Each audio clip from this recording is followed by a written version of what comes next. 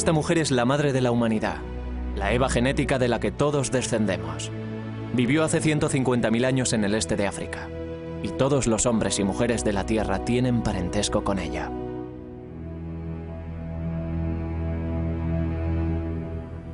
Sus hijas y sus nietas sacarían a los humanos modernos de África para que poblaran el resto del mundo. El viaje más increíble e importante que realizaría la humanidad.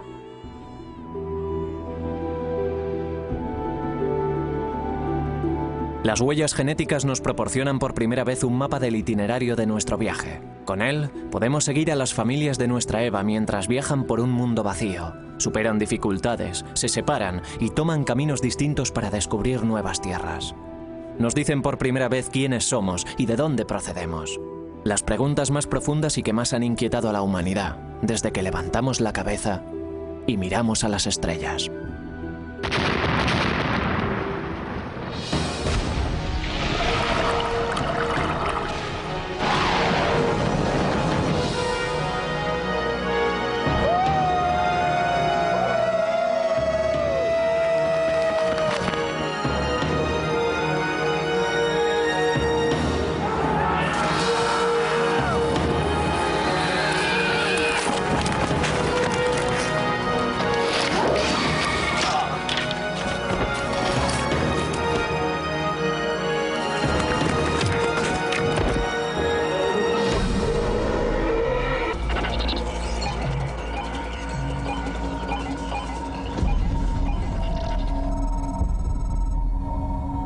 Esta nueva ciencia ha abierto brecha. Todos podemos ahora seguir nuestro rastro a través de esta increíble historia. Les hemos tomado muestras a estas personas de Chicago. Nuestras pruebas genéticas les mostrarán cómo viajaron sus antepasados por el mundo para llegar a este destino.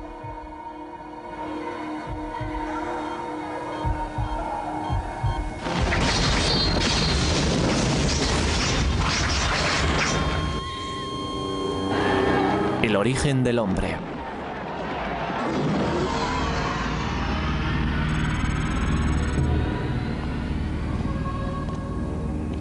Hace 150.000 años el mundo estaba sumido en una era glaciar. Los casquetes polares avanzan. El nivel del mar desciende 120 metros. El norte de África es un inmenso desierto con pequeñas islas de verdor. En esas islas hay pequeños grupos de personas.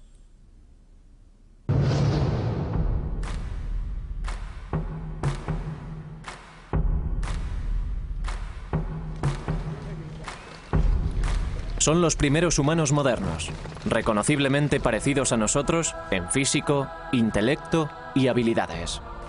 Somos las mismas personas que ellos fueron. El cerebro que empezó a trabajar las primeras herramientas de piedra también nos llevó al espacio.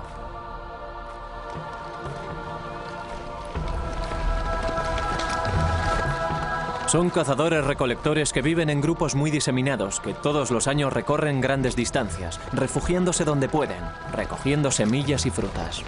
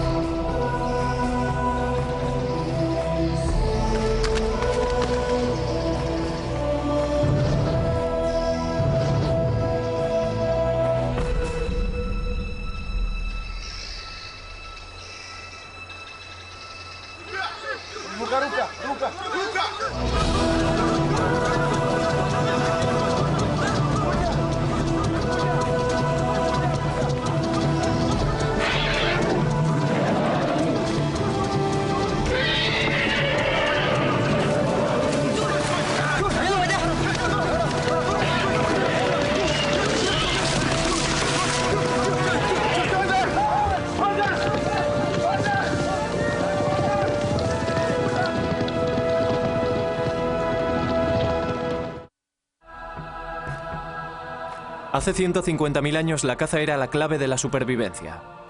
Eso explica muchas cosas sobre el modo en el que evolucionó la raza humana. Para la caza hacen falta unas ideas y una planificación esmeradas. Hacía falta una cooperación que exigía mayor inteligencia y una mayor capacidad para la comunicación. Los alimentos se compartían en el campamento, con lo que se lograba una unidad incluso mayor en el grupo.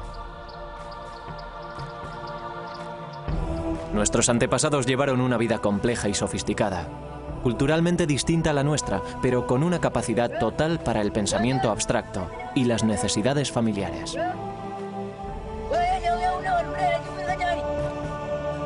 Las huellas genéticas están empezando a revelar más secretos de lo que jamás creímos posible. En solo 7000 generaciones los humanos modernos salieron de África y penetraron en todos los rincones del mundo. Y a través del ininterrumpido hilo genético que nos une a nuestro pasado, podemos comenzar a comprender por qué sucedió.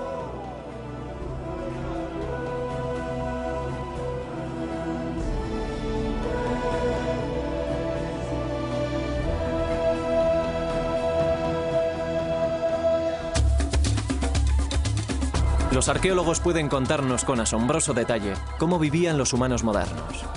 Diseñaban las herramientas con esmero, comprendían las estaciones y sabían cuándo volvería la caza. Almacenaban materias primas para utilizarlas posteriormente y trataban con todos los grupos que había a cientos de kilómetros de distancia. Entendían claramente el concepto de pasado y futuro y enterraban a sus muertos.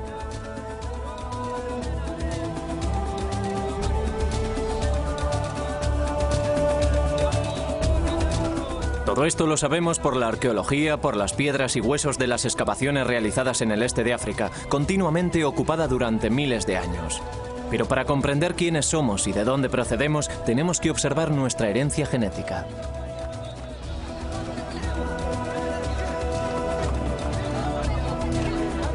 La Eva genética. La mujer de la que todos descendemos no era la única mujer viva en aquella época, ni siquiera la más fértil, sino que sus genes mitocondriales fueron los que más éxito tuvieron y los únicos que sobrevivieron. Todos los seres humanos vivos en la actualidad podemos seguir el rastro de un linaje común ancestral hasta esta mujer a través de una parte singular de nuestro ADN, el ADN mitocondrial. El ADN, el ferroprusiato de la vida, es nuestro código molecular propio y nos define de un modo inmanente a todos y cada uno de nosotros. Las mitocondrias son diminutas estructuras que se encuentran en el interior de casi todas las células humanas. Son distintas al ADN cromosómico normal, que dicta nuestra estatura o el color de nuestros ojos. Los hombres las heredamos de nuestras madres, pero no se las podemos pasar a nuestros descendientes. En las mujeres pasan de madres a hijas a través de interminables generaciones, casi sin cambio alguno. Y así es como podemos seguir el rastro hasta nuestra Eva genética y sus hijas. Así que, escrito en su interior, está la historia de las mujeres del mundo y, por lo tanto, de la raza humana. La profesora Rebecca Kahn fue la científica pionera que descubrió esta importantísima pista. Empecé a trabajar en el ADN mitocondrial humano para poder obtener una perspectiva objetiva que me ayudara a comprender y a ayudar a otras personas a comprender el parentesco existente entre los seres humanos de todo el mundo. Con esta nueva ciencia podía lograrlo. En alguna parte del ADN mitocondrial ocurren siempre mutaciones inofensivas que dejan marcas diminutas de todos los cambios. Estas marcas son como códigos de barras y pueden leerse del mismo modo. Kahn y su equipo descubrieron que los cambios se suceden a un ritmo bastante constante. Descubrieron que los grupos con las marcas más antiguas eran los africanos que vivían en el interior de África y se preguntaron si podían ser los pueblos más antiguos del mundo. La verdad es que me emocioné mucho cuando empecé a descubrir pruebas porque en realidad resultaron ser lo contrario a lo que yo intuía. Tomé imágenes radiográficas de 20 europeos y de 20 afroamericanos. Y en todos los afroamericanos se observaban diferencias. En cambio, los europeos eran todos iguales. Pensé que había etiquetado mal algo o que había cometido algún drástico error. Así que seguimos repitiendo las cosas una y otra vez. Al conseguir más muestras de distintas zonas, me di cuenta de que sobre todo había una diferencia en la norma y de que todo este nuevo tipo de pruebas basadas en la mitocondria iba a cambiar nuestro modo de pensar en los humanos modernos. En 1987, Khan y sus colegas publicaron un trabajo que indicaba por primera vez que las marcas se remontaban a África, demostrando claramente que era el lugar de nacimiento de la raza humana. Un hombre de una tribu de Nueva Guinea, un barman parisino, una maestra americana, un labrador de Polinesia. Era improbable que entre ellos existiese un parentesco, pero estaban relacionados a través de una mujer negra que existió hace 150.000 años. Sus descubrimientos causaron sensación.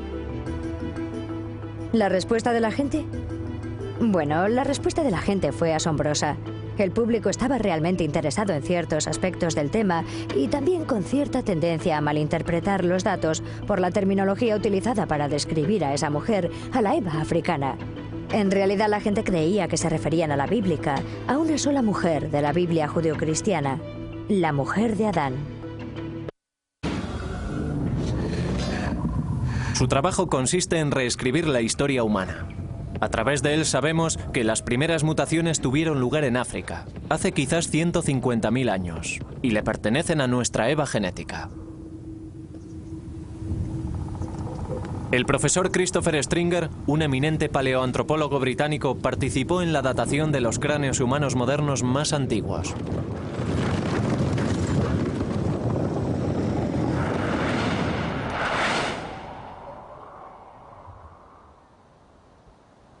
Este cráneo es lo máximo que nos podemos aproximar al aspecto de la cara de la Eva mitocondrial. Es un cráneo muy completo, encontrado en los sedimentos de una cueva que tiene una datación de 120.000 años de antigüedad. Y aquí podemos ver que es de un humano moderno. El cráneo tiene una bóveda alta y redondeada y la cara está por debajo de la bóveda craneal. Y este es el aspecto que tenía. Utilizando técnicas forenses de reconstrucción, se le añadió músculo y carne al cráneo para que nos proporcionase el primer vistazo al aspecto que posiblemente tuviera nuestra madre genética hace 150.000 años. Esto es lo que más nos podemos acercar. Pero ¿de dónde procedía esta Eva mitocondrial? ¿Quiénes eran sus antepasados? Hace 3,5 millones de años surgió un primer linaje de homínidos que lentamente evolucionó hasta llegar a nosotros, los humanos modernos. Pero genéticamente no podemos retroceder más que hasta Eva. Todos los linajes genéticos ancestrales se extinguieron. Nuestro árbol genealógico moderno comienza con ella.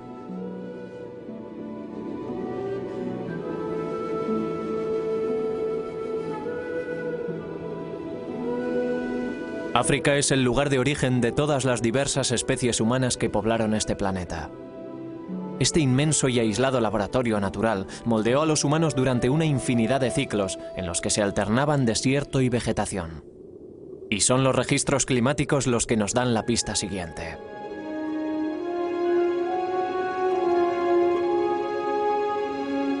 Los humanos modernos emprendieron muchas veces la larga caminata de salida de África, asentándose en distintas partes del Viejo Mundo, pero no sobrevivieron.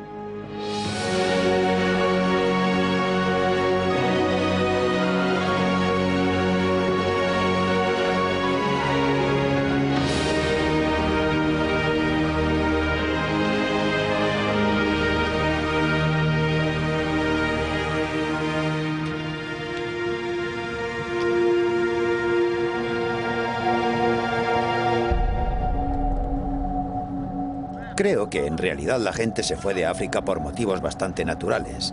Se iban en busca de comida, en busca de recursos, en busca de tierras. No iban en busca de nuevos continentes. Al final sí lo hicieron, pero al principio era solo el proceso natural de moverse y seguir. Quizás a manadas de animales o tal vez fueran los cambios climáticos los que causaron las migraciones del norte de África hacia las regiones colindantes.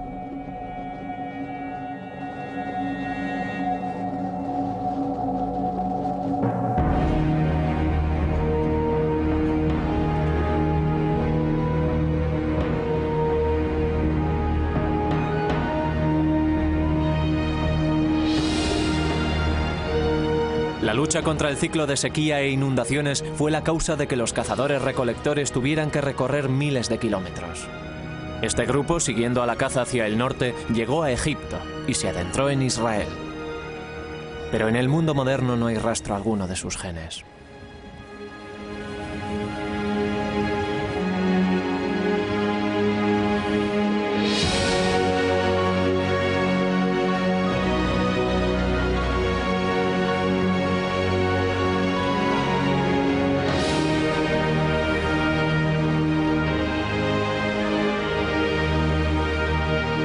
Los registros climáticos indican un breve pero devastador congelamiento global en el período en el que Oriente Próximo se convirtió en un inclemente desierto.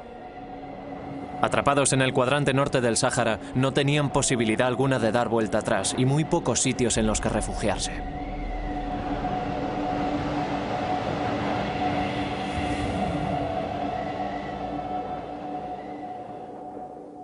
No sobrevivieron ni ellos ni ninguno de su linaje.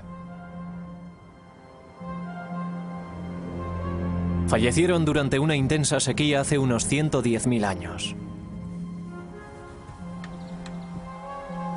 Sus huesos fueron descubiertos en las cuevas de Kafse, próximas a Nazaret, en Galilea, en 1933. 13 frágiles esqueletos. Uno de una mujer con un diminuto bebé a sus pies. Cuando se desenterraron estos huesos eran el esqueleto humano moderno y completo más antiguo de cuantos se habían encontrado. Los numerosos esqueletos que han sido encontrados en cuevas de Israel en las excavaciones de Kafse y Skul demuestran que ya había humanos fuera de África hace más de 100.000 años. Es posible que aquellos humanos modernos hubieran salido por el corredor del Nilo, a través del Sinaí, adentrándose en Oriente Próximo, pero parece que no pasaron de allí. Tardarían 40.000 años en volver a intentarlo. Hace 80.000 años el mundo volvía a enfriarse. Una vez más avanzaban los casquetes polares secando las tierras. La vida se hizo mucho más difícil.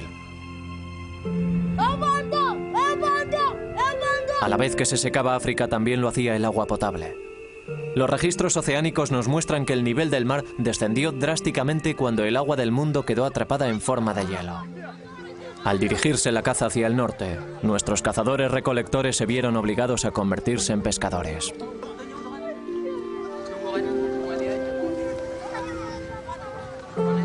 Esta es nuestra Eva, nuestra nueva familia.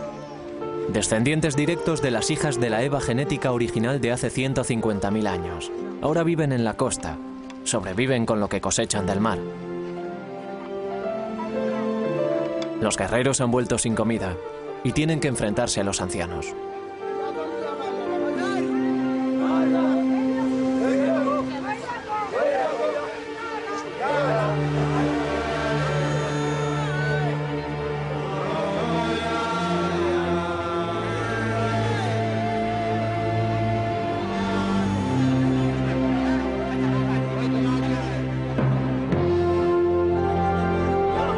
Nuestra supervivencia ha estado siempre a merced del clima.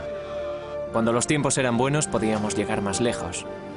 Un radio mayor significaba más comida. Pero la edad del hielo congeló el mundo y los desiertos se echaron encima, obligando a nuestros grupos a quedarse en territorios más pequeños, amontonados contra la costa. Su dieta consistía en pescado, vieiras, ostras y almejas, pero el Mar Rojo se hizo mucho más salado, resultando así mucho más difíciles la pesca y el marisqueo.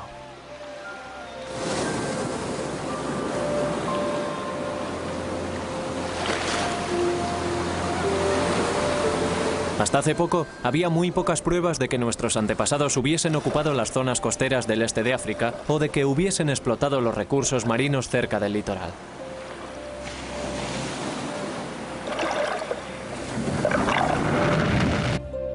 Este es Sifi Berhey, un geólogo.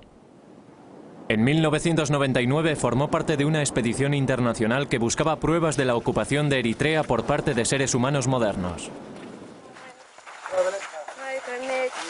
En el Golfo de Zula, en el Mar Rojo, se encontraron con el extraordinario descubrimiento de herramientas de piedra incrustadas en un antiguo arrecife de corales fosilizados. La datación le dio al arrecife 125.000 años de antigüedad. Este es el primer bar de ostras conocido del mundo, con una longitud de 6,5 kilómetros y unos 15 metros por encima del actual nivel del mar. Es la prueba más antigua de marisqueo en cualquier lugar del mundo. Enterrados en él hay herramientas humanas junto con conchas fosilizadas de ostras, almejas y vieiras. Nos proporciona una prueba clarísima de que nuestros antepasados explotaban el mar. Esta es la unidad en la que entre los distintos estratos hay una capa en la base de grandes conchas, de ostras y moluscos, y es bastante horizontal. Y esta es la plataforma sobre la que el hombre moderno caminaba y tiraba sus herramientas de piedra y algunas de las conchas de los moluscos que comían. Esta es un hacha de mano con un borde afilado y algunas de las conchas que cayeron de esta capa estratificada. Y utilizaban el hacha para romper las conchas y comer los moluscos. Y luego, una vez habían terminado, tiraban el hacha y las conchas y se dirigían al lugar siguiente. Pero esto no es lo más importante, ya que no se puede datar, sino lo que uno encuentra in situ, que es lo que le convierte en algo de tanta importancia. Si pueden ver esto, se trata de una herramienta obsidiana. La utilizaban para romper algunas de las ostras que ven aquí incrustadas. No se ve totalmente cerrada porque la golpearon y se comieron lo que había en su interior. Y estas son algunas de las importantes herramientas de piedra que fueron descubiertas. Este es el lugar, el primer lugar del mundo en el que se ha documentado la explotación de los recursos marinos.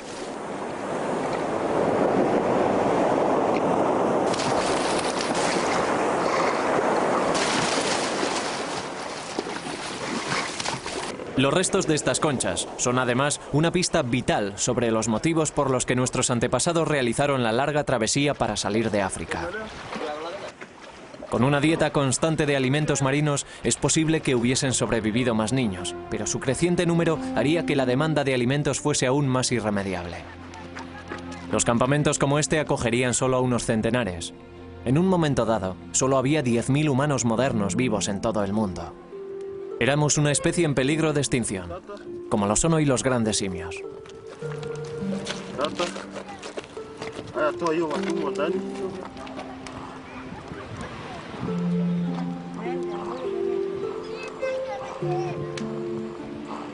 Cuando la pesca y el marisqueo no bastaron ya para alimentarlos, no tuvieron otra alternativa.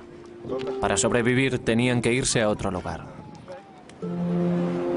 Al otro lado del Mar Rojo, las lluvias de la estación monzónica regaban las verdes y seductoras colinas de Yemen.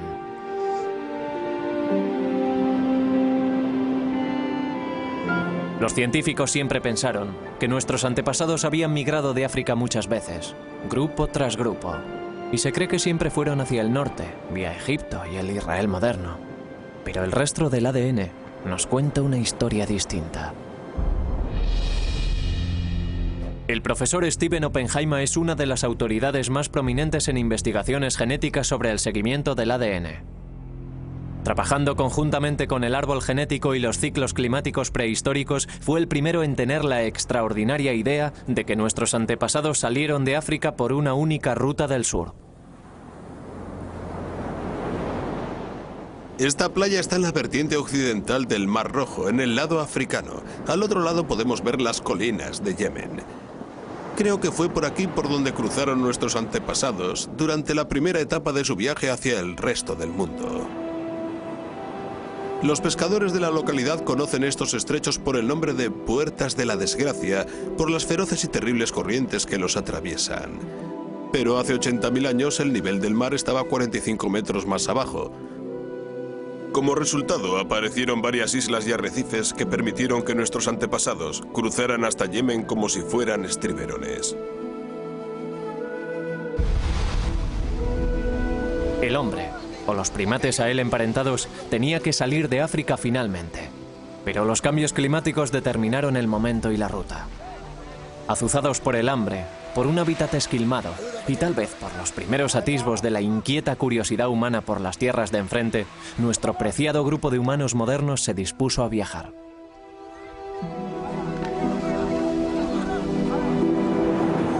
Hay dos rutas de salida de África, por el norte del Mar Rojo a través del Istmo de Suez y adentrándose en Oriente Próximo, y la del sur por las Puertas de la Desgracia, adentrándose en Yemen y siguiendo por la costa sur de Arabia hasta la India. Ambas rutas son posibles. Es posible que para llegar al norte nuestros antepasados tuviesen que cruzar el desierto del Sáhara, y en aquellos tiempos era todavía más seco que en la actualidad. Aquí en el sur lo único que tenían que hacer era cruzar este estrecho tramo de agua. Solo hay 16 kilómetros hasta Yemen.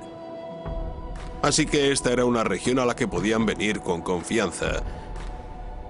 Creo que esta playa jugó un papel muy importante en la historia humana, ya que creo que este es el lugar por el que nuestros antepasados cruzaron desde África a Yemen, dando el primer paso de su viaje hacia el resto del mundo. Y este es el único lugar por el que podían salir con éxito de África.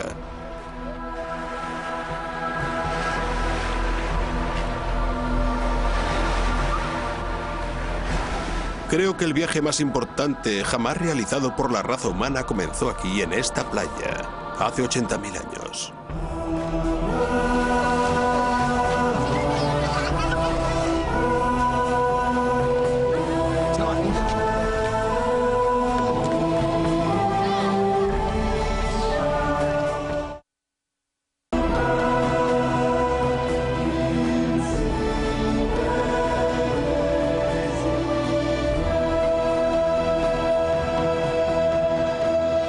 Un pequeño grupo de gente, un éxodo, el acontecimiento más importante para la población del mundo. No se trata de una simple y penosa caminata por los bancos de arena, sino de una lucha épica para sobrevivir, no solo para ellos, sino para el resto de la humanidad.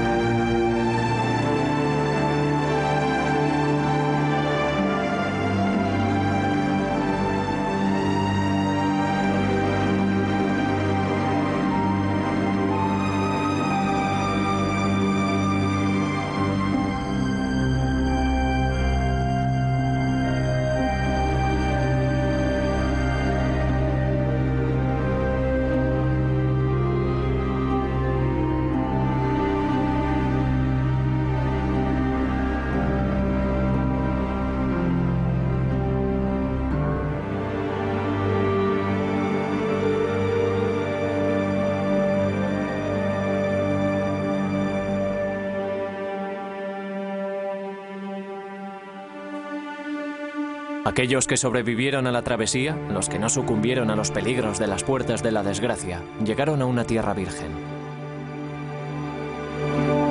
Esta es la nueva frontera situada al principio del resto del mundo.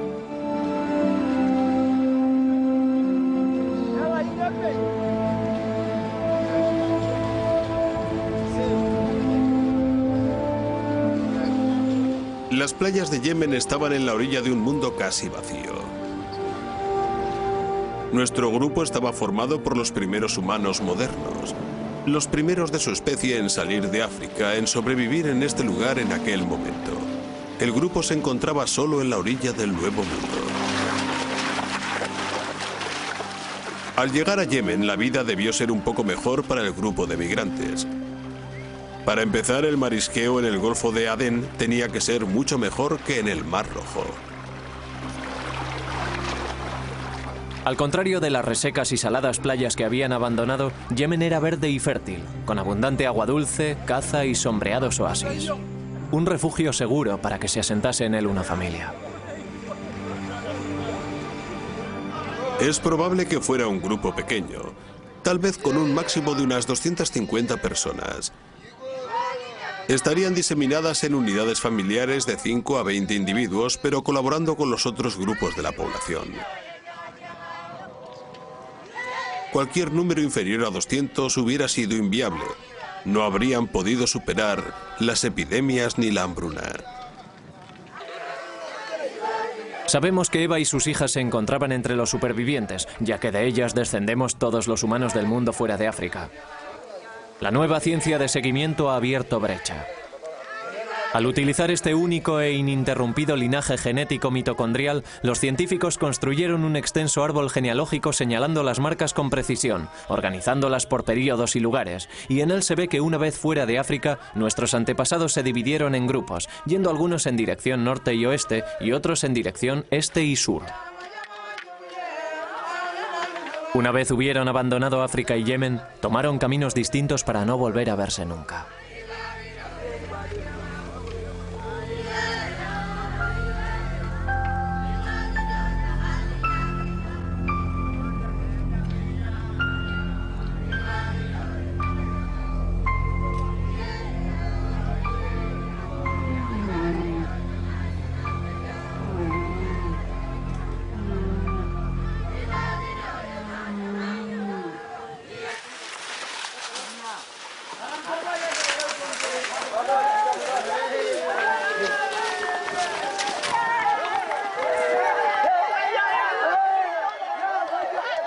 Cuando el grupo llegó aquí, traería una variedad de linajes africanos. En un grupo de 250 personas, al menos había unos 5 o 6 linajes distintos. Pero si esa población se hubiese quedado aislada, al cabo de 1000 años, los linajes se habrían reducido más y más. El número total de la población habría permanecido inalterable. Es como una aldea galesa, una aldea en la montaña o una aldea italiana en las que tras varias generaciones todo el mundo tiene el mismo apellido. Este proceso de reducción de linajes se llama desviación y tiene lugar en todas las comunidades pequeñas y aisladas.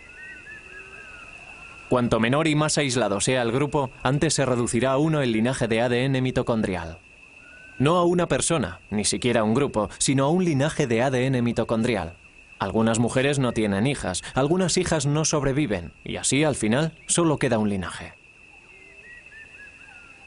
Totalmente aislados, solo pueden procrear dentro del grupo. El mapa genético indica que harían falta 1000 años para que el linaje mitocondrial quedara reducido a uno. Un linaje genético compartido por todas las personas no africanas en todos los sitios y durante toda la historia.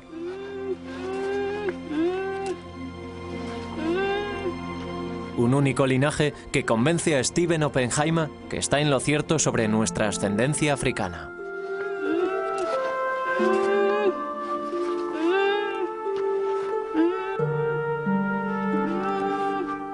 Creo que las implicaciones de un solo éxodo de África son enormes.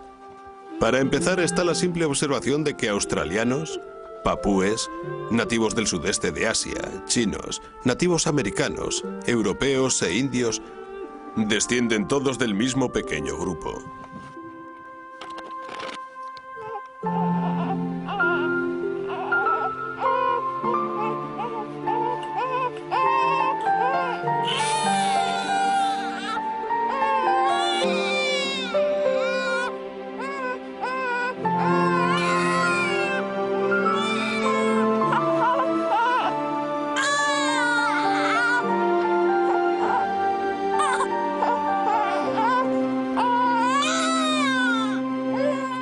Eso significa que este pequeño grupo se diversificó enormemente durante los 80.000 últimos años, creando poblaciones totalmente diferentes físicamente en distintas partes del mundo y que se adaptaron física y culturalmente a los nuevos entornos que encontraron y exploraron.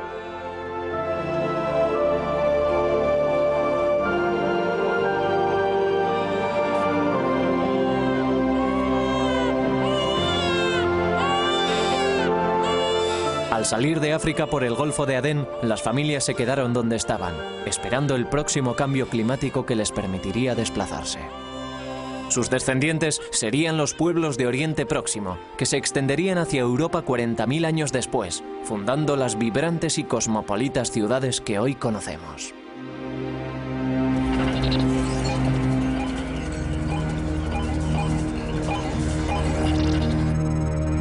Otros siguieron adelante, más allá del Golfo, avanzando hacia el este, mariscando a lo largo de la costa del Océano Índico, buscando lugares cálidos y apacibles en los que detenerse.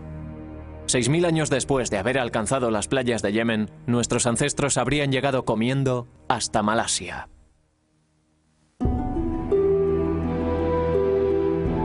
A 10.000 kilómetros de África, nuestra familia se encuentra en las profundidades de las selvas lluviosas del sudeste asiático.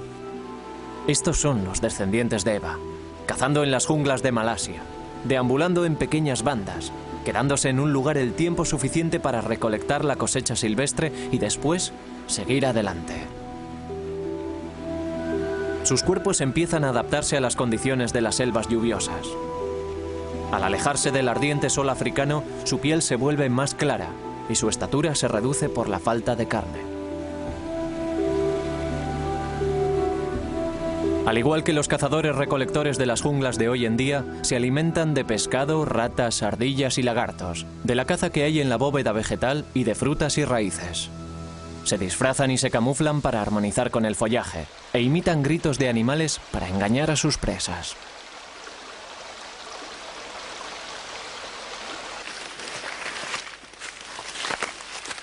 Comparten su vida en la selva con serpientes venenosas, cobras, pitones y animales depredadores. Entre su salida de África y su llegada a Australia, hay pocas pruebas arqueológicas claras de la presencia de humanos modernos y de su asombrosa migración. Ni cráneos, ni esqueletos, ni tumbas. El nivel del mar era más bajo. Así que lo que nuestra familia hubiese dejado tras de sí durante su viaje por el litoral ha sido reclamado por este. El rastro genético es lo único que tenemos. Y solo al llegar a Malasia aparecen nuevas pruebas para llenar los espacios vacíos.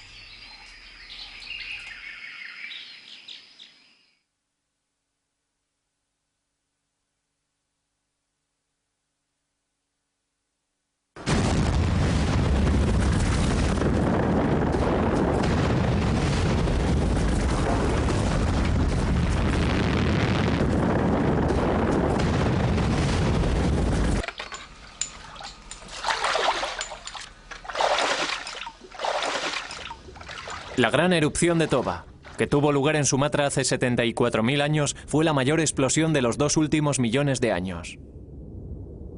La nube turbia alcanzó una altura de 40 kilómetros y sumió una buena parte del mundo en 6 años de invierno volcánico.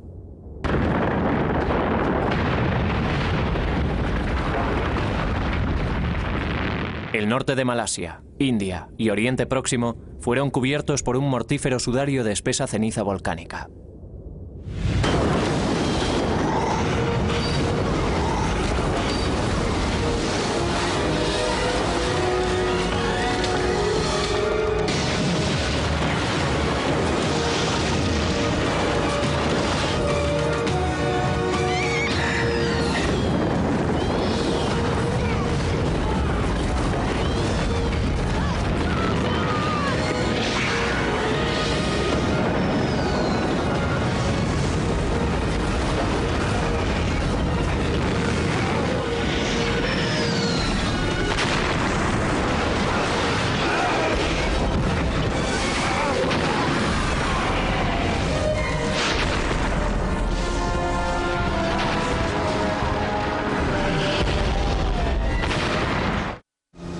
La gran explosión de Toba, la más destructiva de los 2 últimos millones de años, nos proporciona pruebas positivas del viaje de nuestra familia. Este es el pueblo Semang, tímidos cazadores-recolectores de las junglas del interior de la península de los lagos. De un color mucho más oscuro que los demás pueblos de Malasia que los rodean, forman parte del grupo Orang Asli. Stephen Oppenheimer cree que pueden ser el remanente que ha sobrevivido de la familia que salió de África y pasó por aquí hace 74.000 años. Si nuestros antepasados pasaron por aquí durante su recorrido desde África a Australia y a Nueva Guinea, es probable que dejaran un rastro genético. Y sabemos por estudios anteriores que el Orang Asli, como grupo de tribus de la península de Malaya o Malasia, se encuentra entre los pueblos más antiguos de esta región. Y es probable que el pueblo Semang sea el más antiguo de todos. Stephen Oppenheimer ha venido a esta remota aldea Semang para recoger muestras de ADN, con la esperanza de que ellas confirmen su teoría. Nama Farida. Si mi teoría es correcta sobre que salieron de África hace 80.000 años, habrían tenido que recorrer 10.000 kilómetros para llegar aquí en 6.000 años para poder estar en el momento de la gran explosión de Toba. Lo que significa 1.600 metros al año, algo muy factible para su tipo de vida nómada avanzando a lo largo de la costa. Para determinar si pertenecían a aquel grupo que salió de África o no, tenemos que examinar su linaje genético, y el ADN mitocondrial en particular nos dirá si descienden directamente de las dos hijas de Eva que tuvieron su origen justo al salir de África o no. Si tienen sus propios y únicos linajes, nos indicará que han estado aislados desde entonces, hace 70 u 80.000 años, y que han evolucionado completamente solos. O si, por otra parte, descubrimos que sus linajes descienden de pueblos posteriores, como el australiano o el papú. De nuevo, nuestro seguimiento genético nos ayudará a saber si es o no es ese el caso. El análisis genético puede demostrar que los Semán son una raza antigua, pero no nos puede decir con exactitud cuándo llegaron aquí. Tenemos que buscar otras pruebas para darle validez a esta teoría.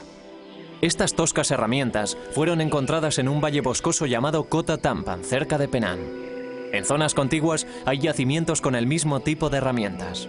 Lo que hace que estas sean particularmente interesantes es que están incrustadas en una capa de ceniza de Toba, con una datación de 74.000 años de antigüedad. La profesora Suraina Nayik estaba buscando el antiguo cauce de un río cuando se encontró con el yacimiento de Kota Tampan. Lo que había encontrado la profesora Nayik era un taller de herramientas de piedra al que se le pudo hacer una datación exacta de 74.000 años de antigüedad.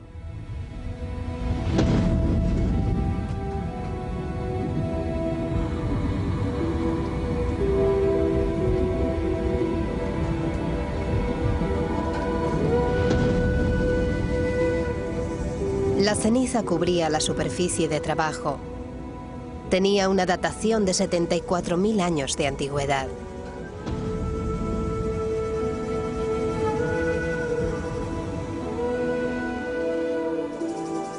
Esto es un martillo de piedra que utilizaban, y ya ven que resulta muy cómodo asirlo con la mano. Y este es el canto que utilizaban. Esto es un hacha. Y es de un tipo de hachas que, digamos, abundan mucho en Asia y en el sudeste asiático. Lo que buscaban era el ángulo del borde. El ángulo del borde tenía que ser apropiado y el borde tenía que ser agudo. Esto se utilizaba para trabajos pesados. Es pesada, tiene un borde afilado y probablemente la empleasen para talar árboles. Nayik estaba convencida de que las dejaron allí unos hombres modernos. Kota Tampan también nos reveló a unos hombres que tenían una mente compleja. Toda su tecnología nos revela una mente racional, sistemática y organizada. La mente del Homo sapiens.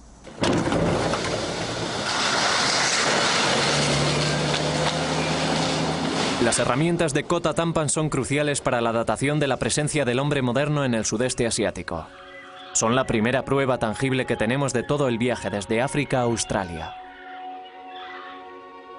Combinándola con los análisis genéticos de Stephen Oppenheimer, pueden ser una prueba real de nuestra antigua migración. Ya que encontró la prueba que necesita.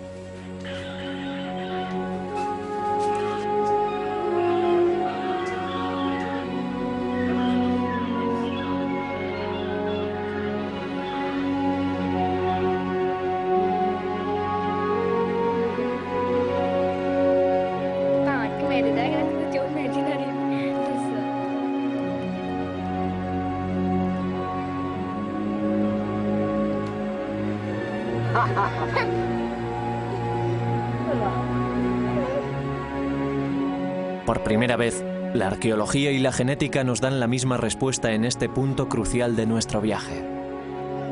Ahora podemos estar seguros de que nuestros ancestros pasaron por aquí hace 74.000 años. Los resultados son muy emocionantes. Los Orang Asli, el grupo Semang de aquí, tienen un único linaje genético propio que sugiere que pudieron estar en aquel primer viaje por las playas hace 75.000 años. Tienen un único linaje propio que proviene de las dos primeras hijas de Eva fuera de África. Y lo hemos seguido hasta aquí, y no lo comparten con ningún otro pueblo del sudeste asiático. En aquella época el nivel del mar estaba 48 metros más abajo. La mayor parte de las islas del sudeste asiático estaban unidas en la singular masa de tierra del continente Sunda. Los supervivientes del invierno volcánico de Toba llevarían nuestro viaje genético a su gran etapa siguiente, el desconocido continente de Australia.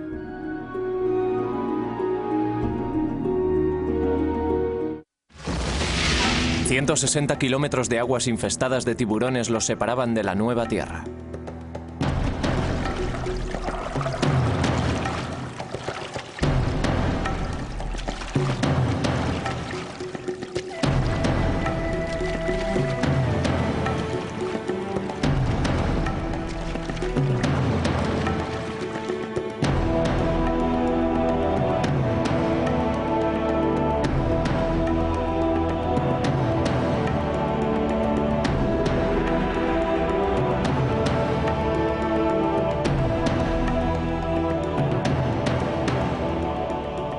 Este es el segundo gran éxodo de la migración de la humanidad por el mundo.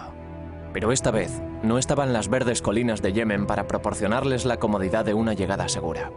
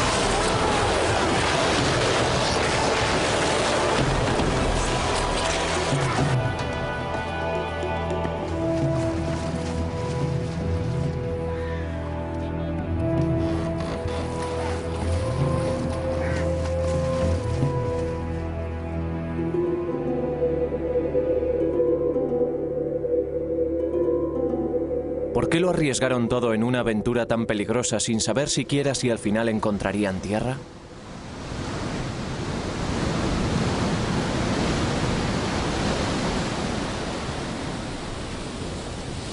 Algunos científicos creen que el viento los llevó a la deriva y llegaron accidentalmente a la costa desconocida. Pero nuevas pistas aportadas por las pruebas genéticas dicen que no. Demuestran que los aborígenes australianos tienen varios linajes genéticos únicos que los emparentan directamente con las primeras hijas de la Eva que salieron de África. Tantos linajes portados por tantas mujeres, y llegando en un espacio de tiempo tan breve, sugieren una intención deliberada y no una llegada accidental en balsa. El primer grupo llegó hace 70.000 años. Lo siguieron más grupos durante los 5.000 años siguientes, todos ellos descendientes de la Eva que salió de África. Estas fueron las primeras personas que caminaron por este vasto y vacío continente. Nadie los molestaría durante miles de años.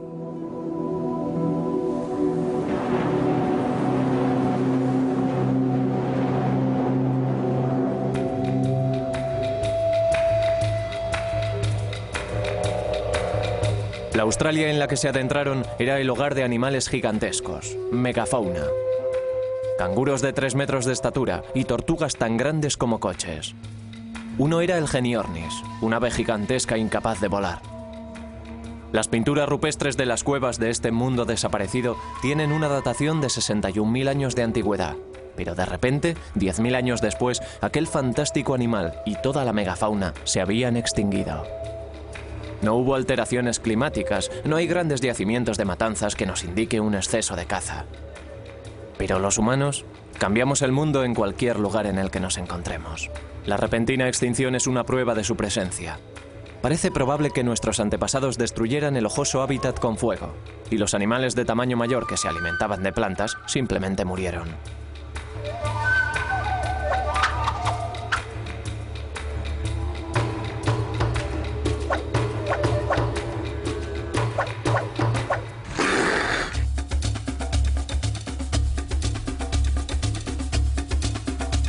Pero no todo el mundo acepta la teoría de una única salida de África.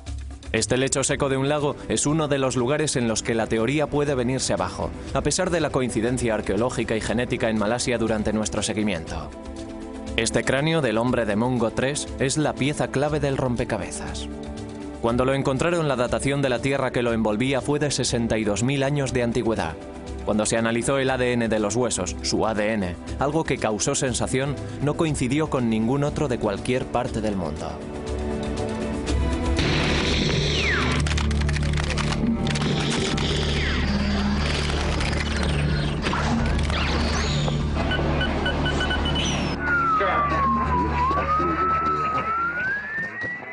Para aquellos que no creen en la teoría de la salida de África, esto parece probar que los humanos modernos evolucionaron en épocas diferentes en distintas partes del mundo, hasta llegar a ser las personas que hoy somos. Pero otros científicos, como el profesor Chris Stringer, tienen dudas. La extracción del ADN es muy problemática, sobre todo en un esqueleto de 60.000 años de antigüedad. En primer lugar, es posible que el ADN recogido sea contaminación. No estamos seguros de ello, pero aunque se trate de un ADN genuino, otros análisis han demostrado que puede haber derivado de un ancestro africano, igual que todos nosotros. Así que, en mi opinión, las pruebas de Mongo, de los huesos y el ADN siguen apoyando el reciente origen africano de nuestra especie. Los aborígenes australianos son un pueblo antiguo, pero ya no se parecen a sus antepasados que llegaron hace tantos miles de años. Sus cuerpos se han adaptado, reteniendo algunas de las características necesarias para sobrevivir como cazadores-recolectores en el duro entorno del desierto. Bajo la piel, somos todos muy parecidos. Nuestro ADN muestra que descendemos de una combinación genética muy pequeña.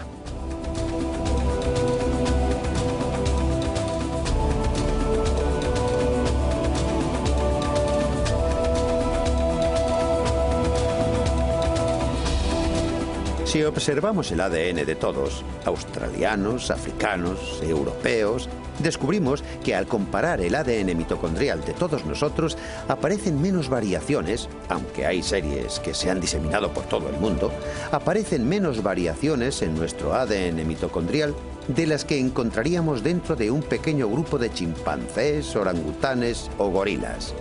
En esos simios aparecen más variaciones, incluso en grupos pequeños, que en toda la raza humana. Pero si todas las personas del mundo descendemos de una combinación tan pequeña de genes, ¿por qué tenemos un aspecto tan diferente? La selección natural y la adaptación al entorno son los factores más importantes. La selección sexual es crucial. El clima impone la forma corporal. Cuanto más frío sea el entorno, más bajos y rechonchos nos volvemos para mantener el calor. La estatura varía en proporción a la dieta. Los asiáticos se volvieron más bajos cuando el arroz se convirtió en su alimento principal en sustitución a la carne. Y ahora que la carne vuelve a su dieta, su estatura vuelve a aumentar.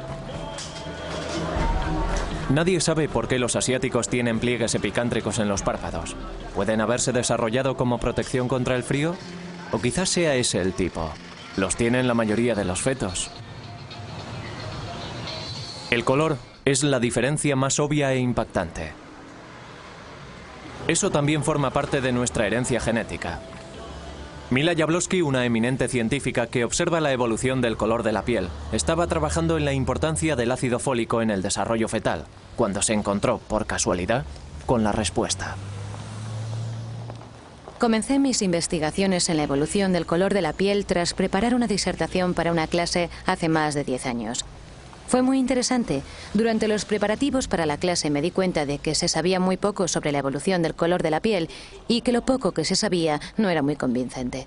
Mientras preparaba aquella disertación, descubrí un interesante documento que indicaba que existía una importante e interesante relación entre las radiaciones ultravioleta y una biomolécula muy importante llamada folate. El ácido fólico es crucial para el desarrollo embrionario y el exceso de radiación ultravioleta del sol lo destruye. Por lo que nuestros antepasados del África tropical tenían que ser oscuros para propiciar su supervivencia. Pero la falta de radiación ultravioleta impide la formación de la vitamina D, lo que causa raquitis y puede ser mortal.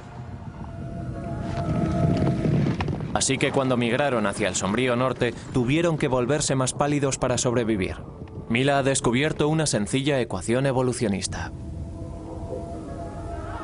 Si observamos la pigmentación de la piel entre los pueblos indígenas actuales, vemos que hay gente muy oscura en las regiones ecuatoriales de alta exposición al sol y gente significativamente más clara según avanzamos hacia los polos. Y resulta que la melanina, la protección natural contra el sol, es un filtro fenomenal para las radiaciones ultravioleta. En cierto modo es demasiado bueno. Y para que podamos fabricar suficiente vitamina D en la piel, tenemos que reducir la cantidad de melanina existente en ella. Y por ello lo que vemos en el curso de la historia de nuestra especie, al pasar de zonas de alta radiación ultravioleta a zonas de baja radiación ultravioleta, es que nuestra piel ha perdido pigmentación paulatinamente.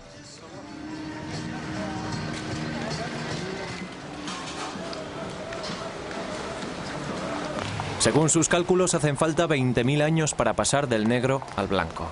Lo único que marca el color de las personas son unas minúsculas diferencias genéticas establecidas hace mucho tiempo. En 50.000 años, la raza humana se ha extendido por la mayor parte del mundo oriental, desde África a la India, a Asia y cruzando el mar hasta Australia. Durante la mayor parte de ese tiempo, el mundo estuvo inmerso en una feroz edad de hielo. Grandes mantos de hielo cubrieron una buena parte del hemisferio superior, secando los mares y agrandando los desiertos. Pero el clima estaba empezando a cambiar y podían emprenderse nuevos viajes.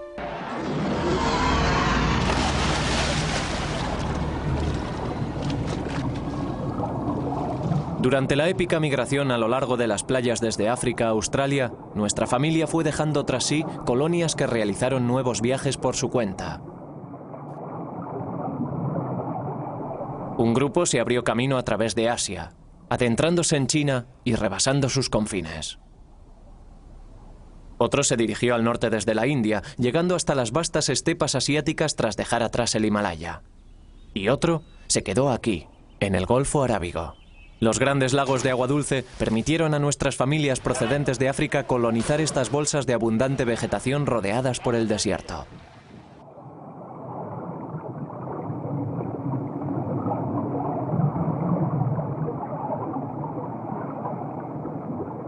Esta zona estuvo ocupada continuamente durante 30.000 años.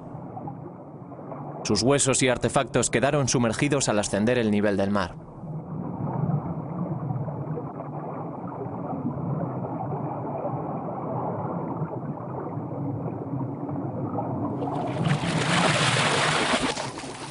Hace unos 50.000 años y por primera vez, los linajes genéticos comenzaron a extenderse hacia el norte adentrándose en Europa. Pero el período ha sido siempre un enigma. Si los humanos modernos pudieron llegar a Australia hace 70.000 años, ¿por qué no llegaron a Europa hasta hace 50.000 años? Es un viaje mucho más corto. Stephen Oppenheimer cree tener la respuesta. Creo que la respuesta es que se vieron obstaculizados. No pudieron llegar a Oriente Próximo, a Israel y al Líbano porque en medio había un gran desierto. El desierto formado por el de Arabia Saudita y el de Siria. Y hasta hace 50.000 años era absolutamente infranqueable.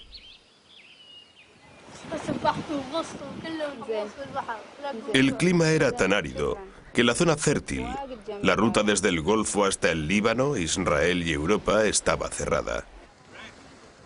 Después, hace 50.000 años, hubo una repentina mejoría del tiempo.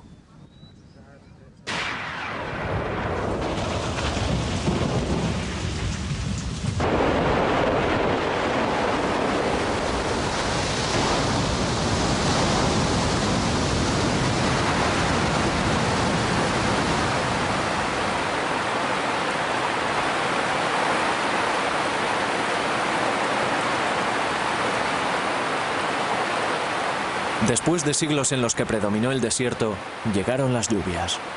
Las lluvias monzónicas arrecieron en Arabia y en la India, y la zona fértil fue en aumento. Los ríos se llenaron y la caza se encaminó al norte. Nuestras familias y nuestros linajes genéticos fueron tras ella.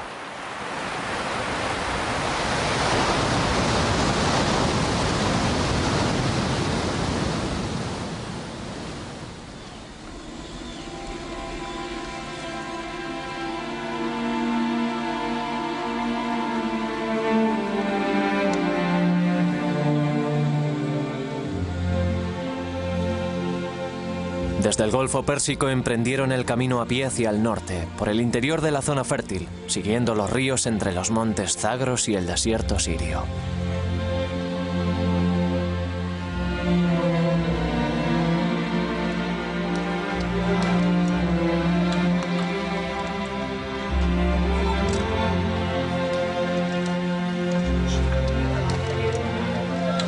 La idea de que los europeos llegaron por el norte de África está muy firmemente afincada, pero las pruebas de Stephen Oppenheimer no la apoyan.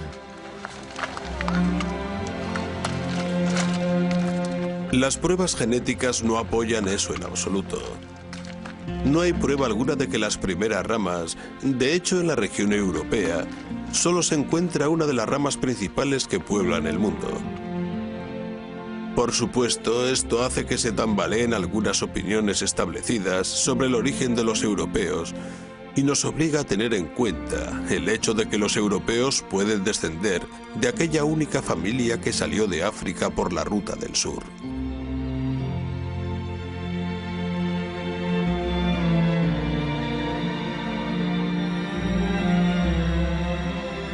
Esta nueva prueba genética reescribirá la prehistoria europea.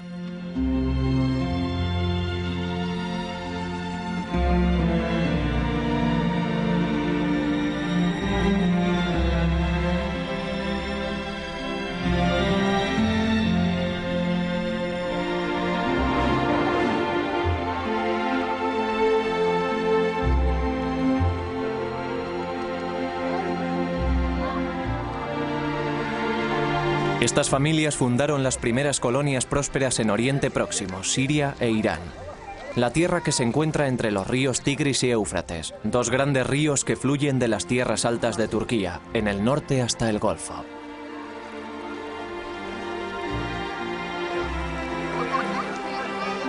Aquí, aprenderían posteriormente a cultivar la tierra y a domesticar a los animales, convirtiéndose así en los primeros agricultores. Los ríos les proporcionaban agua para regar las cosechas. Había abundancia de peces y cañas para construir casas y embarcaciones. Las palmeras datileras proliferaban. Miles de siglos después, sus descendientes construirían las primeras estructuras de piedra que luego se convertirían en las ciudades de Mesopotamia, Uruk y Sumera en el sur, y las ciudades amuralladas de Babilonia y Jericó. Habíamos dado los primeros pasos hacia las grandes civilizaciones que desarrollarían la escritura, el arte de la guerra y fundarían los grandes imperios. Todo ello partiendo directamente del grupo genético que migró de África hace 80.000 años.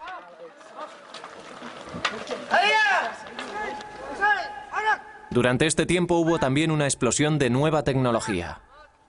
Las herramientas de piedra y las lanzas que manufacturaban los humanos modernos se volvieron incluso más ligeras y efectivas. Los montes Zagros estaban llenos de caza, y la buena caza da estabilidad. Al mismo tiempo comienzan a establecer la ubicación simbólica de campos de enterramiento en lugares sagrados, cuyo valor para la comunidad ayuda a crear y a definir una sensación de territorio duradero.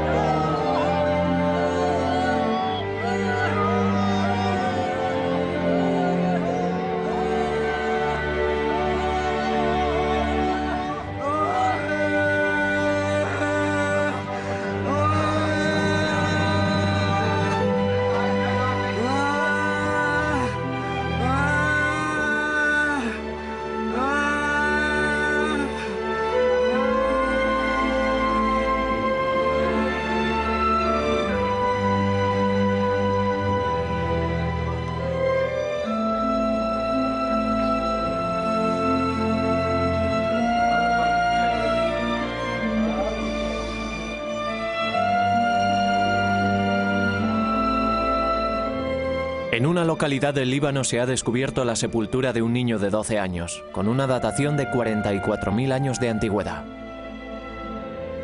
Tiene el cráneo fracturado. Su cadáver estaba apaciblemente cubierto en el refugio, debajo de la inmensa roca.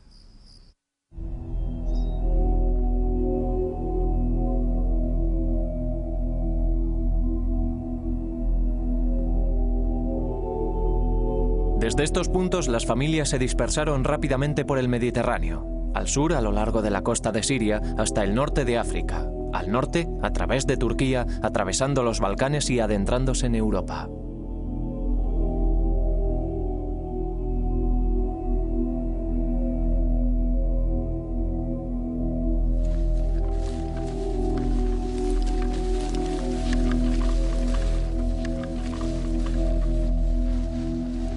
Esta es nuestra nueva familia. Descendientes directos de los árabes de las ciénagas del Golfo, penetrando en los desconocidos territorios de Alemania. Pero la tierra en la que se adentran no está vacía. Otros estuvieron allí antes que ellos.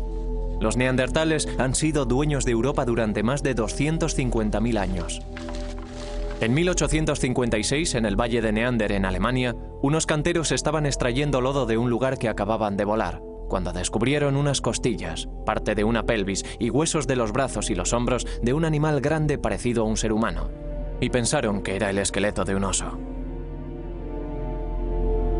Posteriormente, los científicos creyeron que se trataba de un antiguo salvaje del norte que había aterrado a los ejércitos romanos. El profesor Chris Stringer es un experto en neandertales y su mundo. Estas personas fueron conocidas como neandertales. Se convirtieron en el centro de un debate sobre la evolución humana, sobre si era posible que aquellas personas fueran nuestros antepasados o si representaban una extraña derivación de la evolución humana. Aquí tengo un cráneo más completo que el que encontraron en el Valle de Neander, en Alemania. Este fue hallado a principios del siglo pasado en Francia y nos muestra muy bien el aspecto de la cara y la cabeza de los neandertales. Hay un marcado arco superciliar por encima de las cuencas de los ojos. La cara es muy alargada y tiene una enorme nariz. No hay mentón en la mandíbula inferior. Y ahora pensamos que es posible que los neandertales estuvieran adaptados al frío. Evolucionaron en Europa durante miles de años en condiciones más frías que las actuales. Y eso les modeló el físico. Eran bajos y rechonchos, de constitución muy fuerte. Y esta nariz podía ser parte de un mecanismo para inhalar aire frío y seco. Los neandertales fueron frecuentemente considerados unos brutos de pocas luces, pero no lo eran. Eran totalmente humanos. Su cerebro era tan grande como el nuestro. Creo que los neandertales eran una especie distinta a la nuestra. Una especie muy próxima a la nuestra. Una especie hermana. Una especie con la que compartíamos antepasados hace solo medio millón de años, tal vez. Así que, en ese sentido, los neandertales eran totalmente humanos. Estaban 10 veces más próximos a nosotros que los chimpancés. Si se mezclaron con los humanos modernos, sus genes se han extinguido. No hay indicios de su presencia en nuestro mundo.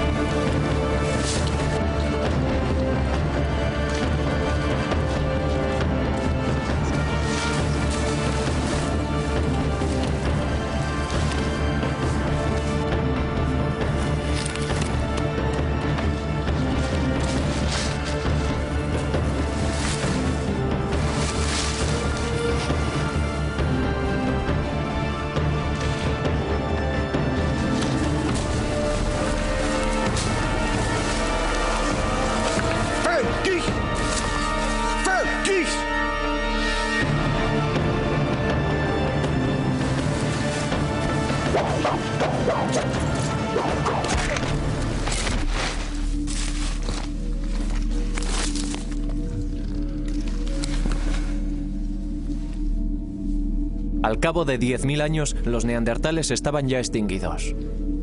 Los humanos modernos borraron todo rastro de sus rivales y ocuparon el espacio que dejaron. El motivo de su desaparición no está claro. Vivieron al lado del hombre moderno durante miles de años, pero es probable que al final los neandertales no pudieran adaptarse lo bastante rápidamente al nuevo mundo y a sus nuevos e ingeniosos rivales. Los neandertales utilizaban el cuerpo para intervenir en la naturaleza. Los modernos humanos utilizaban el cerebro.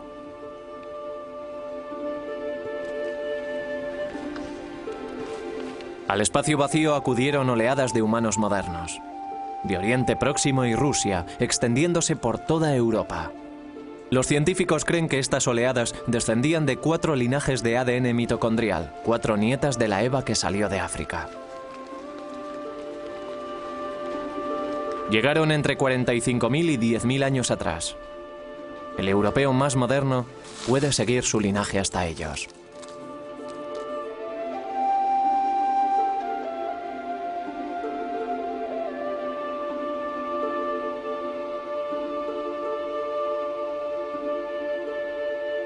La tecnología de los neandertales casi no había cambiado en más de 200.000 años. Tan pronto llegaron los humanos modernos, apareció de repente una gran variedad de herramientas diferentes, así como ornamentos.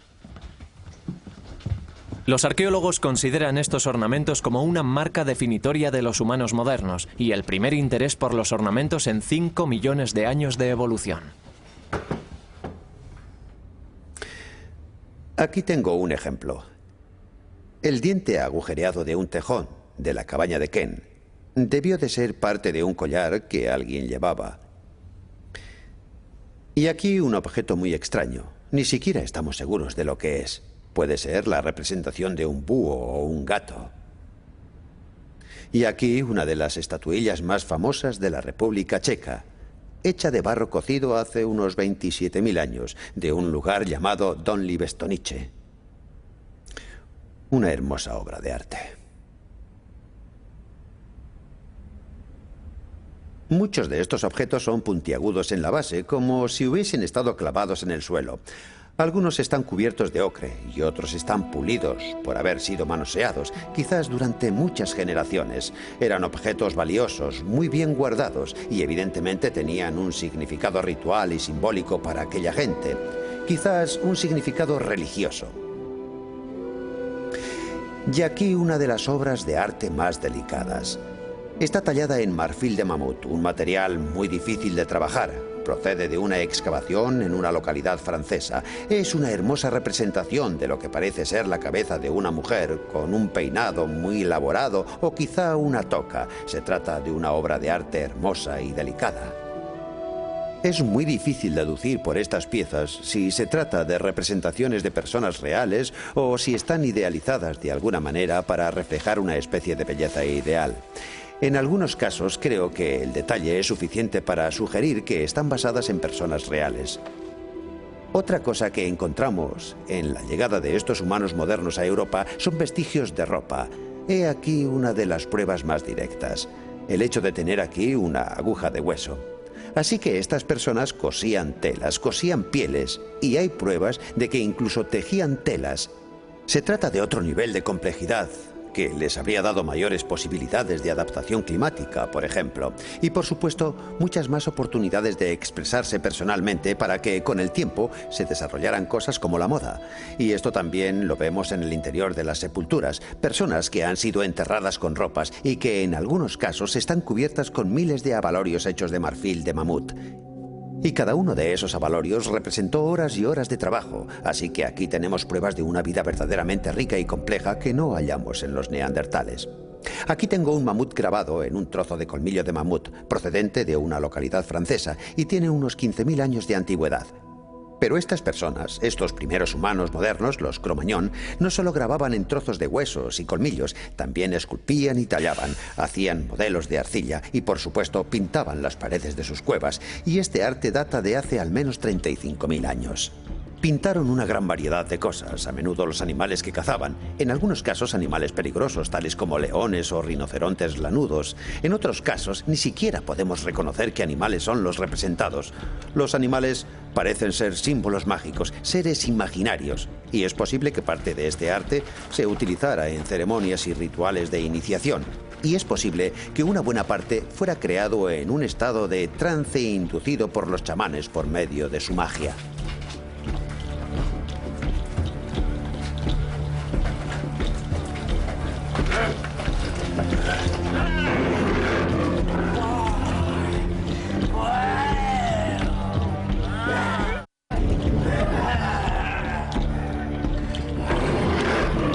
Los humanos modernos hemos llegado tan lejos como podíamos llegar en el continente europeo. Detrás hemos dejado unas claras huellas genéticas que se remontan al movimiento de la única salida de África hace 80.000 años. El mundo volvía a enfriarse. Al comenzar la nueva edad de hielo, los humanos modernos encontraban un lugar en el que asentarse. A 16.000 kilómetros de distancia al otro lado del globo, y 6.000 años después comenzaría la invasión de un nuevo mundo. Nuestro linaje genético se ha extendido ya en todas direcciones a partir de una raíz salida de África, y la última frontera de América nos hace ir ahora caminando hacia el norte desde la India, el sudeste de Asia y China. Y hacia el este desde las estepas mongoles de Siberia, convergiendo en el estrecho de Bering, la frágil lengua de tierra que une Asia con América.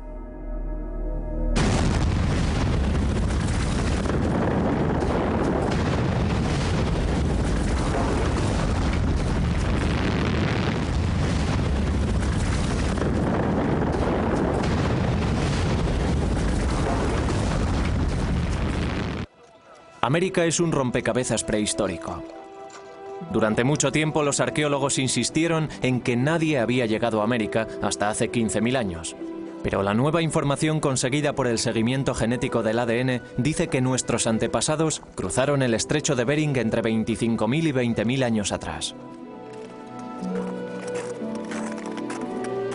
Este es el último de los grandes viajes para poblar el mundo. Y todos los linajes genéticos nos llevan a una meta. Estos son los primeros americanos.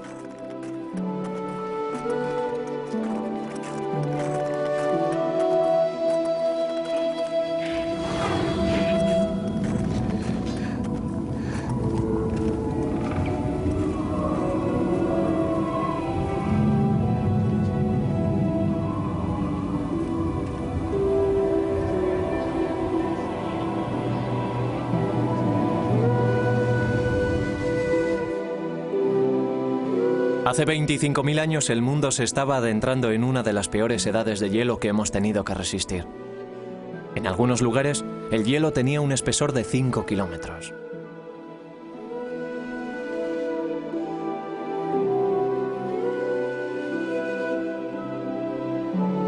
Pero si el hielo avanza, este es el último paso posible antes de que el hielo cierre el estrecho de Bering y la entrada a Alaska y el resto de Norteamérica.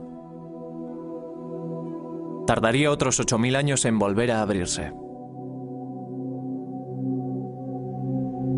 El motivo por el que sabemos que los primeros americanos llegaron hace unos 20.000 años es el hecho de que sabemos qué tipos de fundación trajeron consigo, qué tipos de fundación mitocondrial trajeron consigo de Asia. En Asia tenemos tipos similares a los tipos americanos y por lo tanto sabemos cuáles entraron en América en contraposición a aquellos derivados de la llegada a América. Como promedio, los fundadores han acumulado una mutación en América, y como sabemos que el ratio de mutación de nuestro sistema genético, la mitocondria, es de una mutación cada 20.000 años, sabemos que los tipos de fundación han estado evolucionando en América durante 20.000 años y que debe de haber sido entonces cuando llegaron. En Norteamérica, el gran manto de hielo laurentiano cubrió las llanuras centrales destruyendo todo lo que encontró a su paso y obligando a nuestros emigrantes a descender por la costa oeste hasta Sudamérica. Según retrocedía el hielo, se fueron extendiendo por la tierra liberada.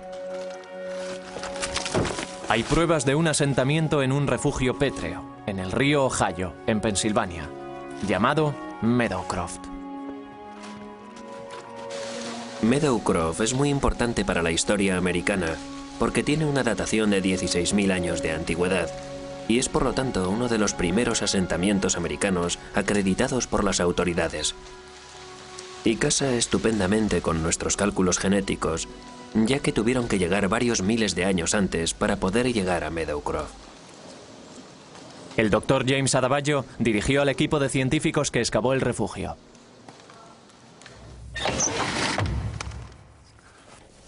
Cuando lo encontramos, asumimos que no contendría ningún material cultural en absoluto.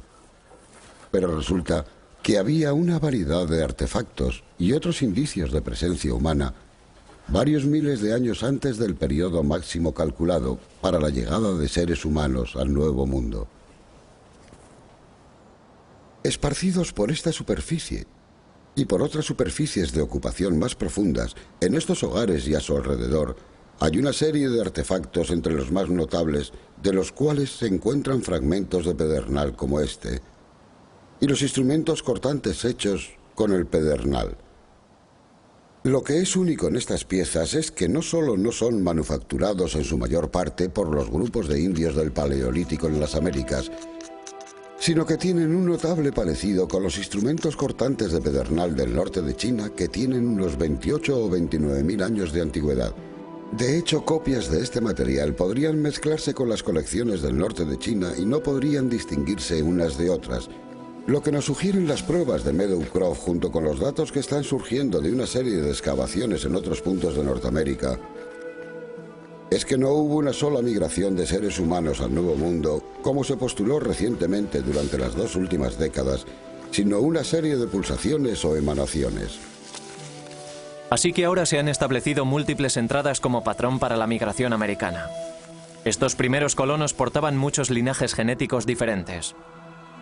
Procedían de Siberia, China, Asia Central, de Malasia incluso, y de Japón.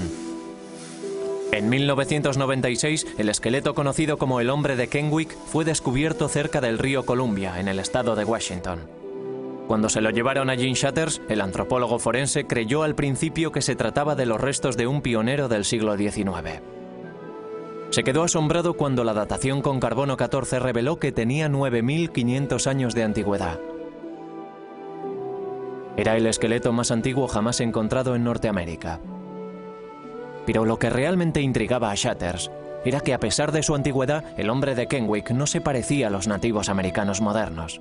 Su cráneo era caucásico, no mongoloide, y la reconstrucción de su cara mostraba una clara similitud con los Ainus que vivían en el norte de Japón. El hombre de Kennewick era un individuo extremadamente golpeado. Tenía múltiples costillas rotas, tenía una herida en el brazo izquierdo, otra en el cráneo, tenía artritis en el cuello, en las rodillas y en los codos. Había llevado una vida muy agitada. Pero lo más distintivo que había en él, la herida más interesante desde el punto de vista forense, es que tenía una punta de lanza incrustada en la pelvis. De hecho, eso fue lo que nos llevó a hacer una datación de los huesos. Lo único que se ve es una pequeña ventana ovoide a cada lado del hueso, pero al hacerle un escanograma podemos ver que hay una hoja serrada de 5 centímetros de largo por 2,5 de ancho ahí incrustada.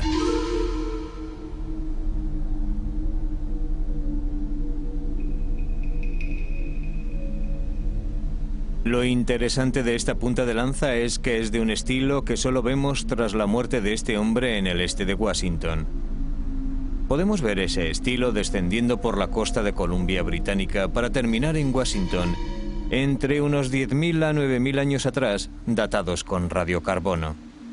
Las personas que traen esta punta de lanza, que son las que encontramos con este tipo de punta de lanza posteriormente a poca distancia en el tiempo, son muy similares a los indios americanos modernos.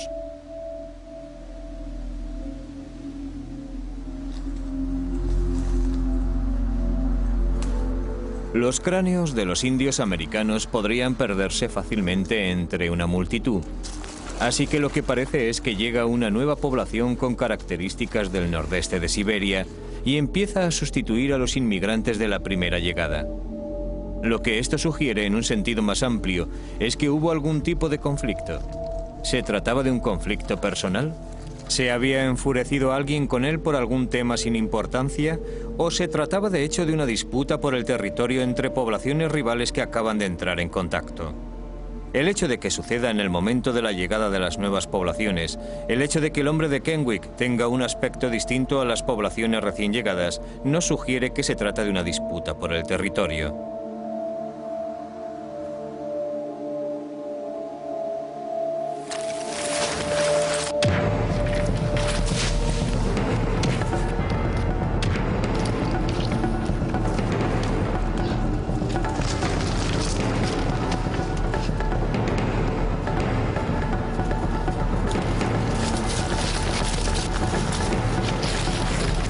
Por el ángulo de entrada, por la velocidad de entrada, está bastante claro que la lanza iba hacia él directamente y que pudo verla llegar.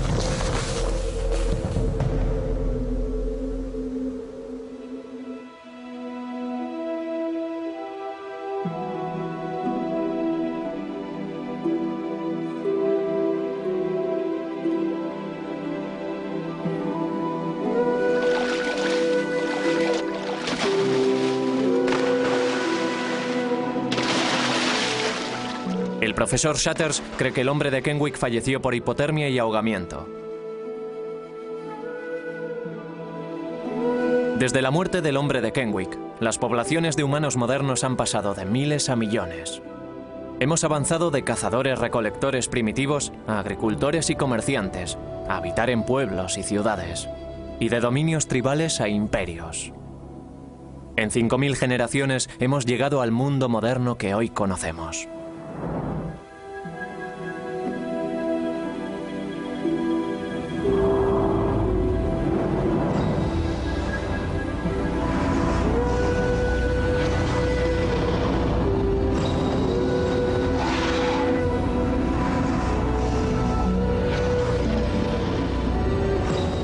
Desde la década de los 80 se han tomado muestras de ADN a miles de personas de todas partes del mundo. Desde Alaska a Nueva Zelanda. Desde los inuit a los islandeses. Analizándolas, los científicos pueden buscar similitudes entre los códigos personales y ver qué pueblos son los más emparentados. Todos los individuos pueden comprobar su ADN mitocondrial y conocer las rutas que sus antepasados siguieron en su viaje alrededor del mundo. Desde África a todos los rincones del mundo.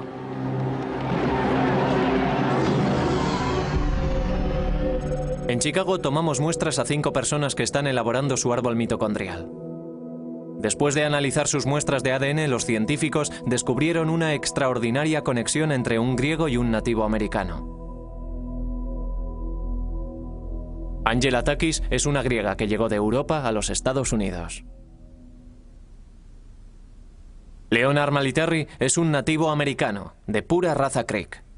Ambos descienden de la misma pequeña y rara rama de nuestro árbol familiar y comparten un antepasado común de hace 30.000 años, quizás del sur de Siberia.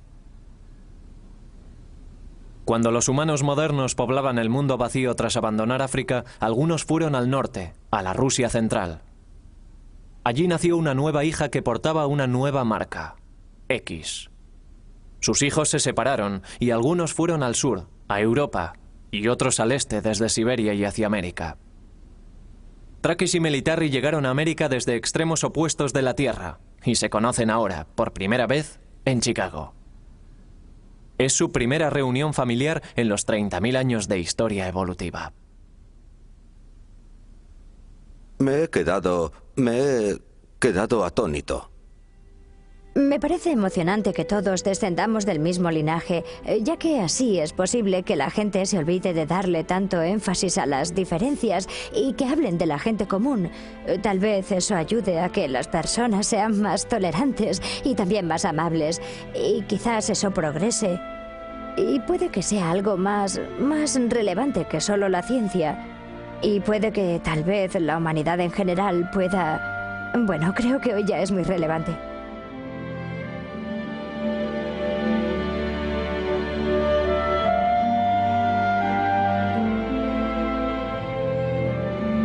Hace 80.000 años, un pequeño grupo de humanos modernos se enfrentó a los terrores del Mar Rojo y abandonó África para siempre. Se llevaron consigo el futuro del mundo. 10.000 años después, habían penetrado en todos los rincones de este. El viaje más importante e increíble que hemos realizado jamás. Por primera vez sabemos quiénes son. Sabemos de dónde procedemos. Sabemos que somos las mismas personas que nuestros inquietos e inquisitivos antepasados. Pero hemos llegado al final de nuestra migración. Nos quedan tierras vacías a las que acudir. La ciencia nos dice que una cadena ininterrumpida nos une a nuestro pasado, y entre nosotros. Todos compartimos la misma herencia genética de nuestra antepasada Eva. Quizás sea ese el mensaje más importante que debamos llevar al futuro.